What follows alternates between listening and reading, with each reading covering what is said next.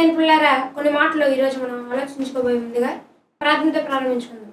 పరలోకం మా కన్న తండ్రి, నేను ఆలోచించిన ఒక సంగతి నేను ఇతరులకి చెప్పబోతుండగా తండ్రి గ్రహింపగలిగే శక్తి నాకు ఇతరులకి ఇవ్వండి కోరుకుంటూ యేసుక్రీస్తు పేరట నేను చిన్న ప్రార్థన అడిగి వేడుకుంటున్నాను తండ్రి, ఆమేన్.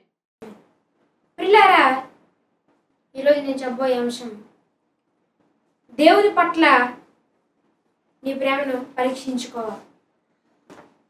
ప్రేమ పరీక్షించుకోవడం అంటే దేవుని పట్ల నువ్వు ఎలా పరీక్షించుకుంటావు నీ ప్రేమని అంటే పరీక్ష పెడతారు. ఒకవేళ ఎగ్జామ్స్ వస్తున్నాయి, నువ్వు బాగా ప్రాక్టీస్ అవుతావు, అవునా కదా? బుక్ తీసుకొని బాగా ప్రాక్టీస్ అవుతావు. ప్రాక్టీస్ ఎందుకు అవుతున్నావు? దాన్ని పరీక్షించుకుంటున్నావు. వచ్చిందా లేదా, దాంట్లో లోపం ఉందా లేదా తప్పు ఉందా, మార్కులు తగ్గిపోతాయి అనుకొని నువ్వేం చేస్తావు? అది ఏదైతే లోపం ఉందో దాన్ని సరి చేసుకోవాలని నువ్వు ప్రాక్టీస్ అవుతావు, దాన్ని పరీక్షించుకుంటావు. అలాగే ఒక ఎగ్జామ్ అనేది వచ్చేసరికి నీ క్వశ్చన్ పేపర్ని నువ్వు ఎలా పరీక్షించుకుంటున్నావో, నీ సమాధానాన్ని నువ్వు ఎలాగా ప్రాక్టీస్ చేస్తున్నావో, దేవుడి పట్ల నువ్వు చూపించే నీ ప్రేమను కూడా అలా ఒకసారి నువ్వు పరీక్షించుకోవాలి. దేవుని ప్రేమ ఎలాంటిది అన్నది మనం మొదట ఆలోచిస్తే దేవుని ప్రేమలో లోపం లేదు. ఎందుకంటే దేవుడు నియమం పెట్టాడు. ఏమని? రోజు సూర్యుడు వస్తాడు, మళ్ళీ రాత్రి అవగానే చంద్రుడు వస్తాడు, వెన్నెల వస్తుంది, ఇంకా నక్షత్రాలు వస్తాయి, పొద్దున్నే లేవగానే జీవరాశులు పక్షులు అన్నీ కూడా హరిస్తూ ఉంటాయి. ఇలాగా ఒక నియమం దేవుడు పెట్టాడు. పొద్దున్న సూర్యుడు రావడం ఆగిపోతుందా? ఆగిపోవట్లేదు. రాత్రి చంద్రుడు రావడం ఆగిపోతుందా? ఆగిపోవట్లేదు. నక్షత్రాలు రావటం ఆగిపోతున్నాయా? ఆగిపోవట్లేదు. వెన్నెల కాంతి రావటం ఆగిపోతుందా? ఆగిపోవట్లేదు. ఏది ఆగిపోవట్లేదు అంటే దేవుని ప్రేమలో లోపం లేదని మనకు అర్థమవుతుంది. ఎందుకంటే తన మాట చేత దేవుడు కలిగించాడా లేదా? కలిగించాడు. ఇవన్నీ కూడా దేవుని మాటతో కలిగించినప్పుడే దేవుడు ఇలా రావాలి, నువ్వు ఇలా రావాలి అని నియమం పెట్టిన తర్వాత రోజు అవి అలాగే వస్తున్నాయి. వాటి క్రియని అవి చేసుకుంటూ వెళ్తున్నాయి. అంటే వాటిలో దైవత్వం తప్ప దుష్టత్వం లేదు. నియమం పాటిస్తున్నాయి అంటే దేవుని ప్రేమలో లోపం లేదని మనకు అర్థమవుతుంది. అందుకే దేవుడు మన ప్రేమ గురించి ఏం చెప్తున్నాడో ఒకసారి మనం చూడగలిగితే గలతీ పత్రిక 5వ అధ్యాయం 22వ వచనం. అయితే ఆత్మఫలాలు ఏమనగా ప్రేమ సంతోషము ప్రేమ అన్నాడు దేవుడు. ఈ ప్రేమలో ఎవరి ఆత్మ అనగానే దేవుడిలో ఏముంది? ప్రేమ. తన ప్రేమలో ఏమైనా లోపం ఉందా? లేదు అన్నది మనం ముందే మాట్లాడుకున్నాం. మనిషి ప్రేమ దేవునిలో భాగాన్ని నువ్వు కదా, దేవునిలో భాగాన్ని నేను కూడా కదా, కనుక మనకు కూడా దేవుని పట్ల ప్రేమ చూపించాలి. కానీ మనిషి చూపిస్తున్నాడా? చూపిస్తున్నాడు, కానీ దాంట్లో ఏదో లోపం ఉంది. ఎలా అంటే ఈరోజు ఎంతోమంది మనుషులు పాపం చేస్తున్నారు. ఎలా అంటే నరహత్యలు కానివ్వచ్చు, దొంగతనాలు కానివ్వచ్చు, జాగ్రత్తం కానివ్వచ్చు, భక్తిహీనులుగా కానివ్వచ్చు, మారు మనస్సు పొందకపోవటం కావచ్చు, దేవుణ్ణి లేడు అని తిట్టడం కావచ్చు. ఇదంతా కూడా ఏమవుతుంది అంటే నీ ప్రేమలో దేవునికి లోపం కనబడుతుంది. అందుకే కీర్తన గ్రంథం 145వ అధ్యాయం 20వ వచనం. కీర్తన గ్రంథం 145వ అధ్యాయం 20వ వచనం. యెహోవా తన్ను ప్రేమించు వారిని అందరినీ కాపాడును.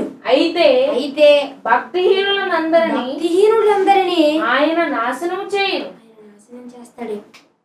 ఏమని రాయబడింది ఇక్కడ? యెహోవా తన్ను ప్రేమించు వారిని అందరినీ కాపాడతాడంట. తనను ప్రేమించేవారెవరు? యోనా దేవుణ్ణి ప్రేమించాడు కాబట్టి చేప కడుపులో ఉన్నా దేవుడు కాపాడాడు. ఏలియా దేవుణ్ణి ప్రేమించాడు కాబట్టే కాకిల ద్వారా రొట్టె మాంసం మొక్కను తెప్పించాడు. అవునా కాదా? ఎందరో పట్ల దేవుడు తన కార్యాలను చేశాడు. వాళ్ళు ఏ లోపల ఉన్న షడ్రక్ అబేద్నెగో మెషగ్నులు వీళ్ళ ముగ్గురు కూడా నరకంలో అగ్నిలో వేయబడినా వీళ్ళలో ఉన్న ఒక్క వెంట్రుకు కూడా కాలేదని బైబిల్ చెప్తుంది. ఎందుకు? దేవుడు తన్ను ప్రేమించే వారిని ఏం చేస్తాడంట? కాపాడతాడు. నువ్వు దేవుణ్ణి ప్రేమిస్తున్నావా? ఈరోజు మనిషి దేవుణ్ణి ప్రేమించట్లేదు కాబట్టే, తన ప్రేమలో లోపం ఉంది కాబట్టే, మనిషి దేవుణ్ణి దూషిస్తున్నాడు కాబట్టే, దుష్క్రియలు మనిషి చేస్తున్నాడు కాబట్టే, అంటే ఇప్పటికైనా నువ్వు నేను ఉన్నామంటే దేవుణ్ణి ప్రేమిస్తామని. మరి చనిపోయిన వారిని దేవుడు ఏం చేస్తాడంట? మళ్ళీ ఒకసారి మనం చదువుకోగలిగితే, యెహోవా తన్ను ప్రేమించు వారినందరినీ కాపాడును, అయితే భక్తిహీనులందరినీ ఆయన నాశనము చేస్తాడు. భక్తిహీనులు ఎవరు? దేవుణ్ణి ప్రేమించని వారు, దేవునికి ఇష్టమైనది చేయని వారు. యెషయా గ్రంథం 66వ అధ్యాయం 4వ వచనం. నేను పిలిచినప్పుడు ఉత్తరమిచ్చు వాడొకడును లేకపోయాను. నేను మాటలాడినప్పుడు వినువాడొకడును లేకపోయాను. నా దృష్టికి చెడ్డదైన దాన్ని చేసిరి. నాకు ఇష్టము కాని దాన్ని కోరుకుని. కావున నేనును వారిని మోసములో ఉంచును. చాలు. నా దృష్టికి చెడ్డదైన దాన్ని చేసిదిరి.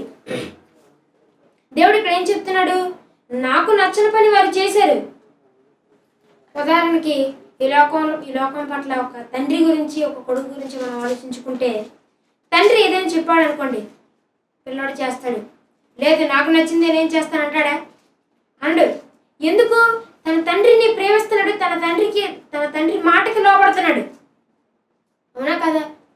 మరి నువ్వు దేవుని మాటకి లోపడుతున్నావా? అవును. మరి నువ్వు దేవుని మాటకి లోపడుతున్నావా? లోపడట్లేదు. దేవుణ్ణి గౌరవిస్తున్నావా? నువ్వు గౌరవించట్లేదు. దేవుణ్ణి నిజాయితీగా, న్యాయంగా ప్రేమిస్తున్నావా? నువ్వు ప్రేమించట్లేదు. అందుకే నా దృష్టికి చెడ్డదైన దాన్ని చేసిరి, నాకిష్టము కాని దాన్ని కోరుకొనిరి. అందుకే దేవునికి ఇష్టం లేకపోయినా తన కుమారులు చంపాలని దేవుడు ఈరోజు మనుషులను ఎందుకు చంపుతున్నాడో తెలుసా? అంటే దేవునికి ఇష్టం లేనిది మనిషి కోరుకున్నాడు. దేవునికి ఇష్టం లేనిది ఏంటి? పాపం, శరీర కార్యాలు.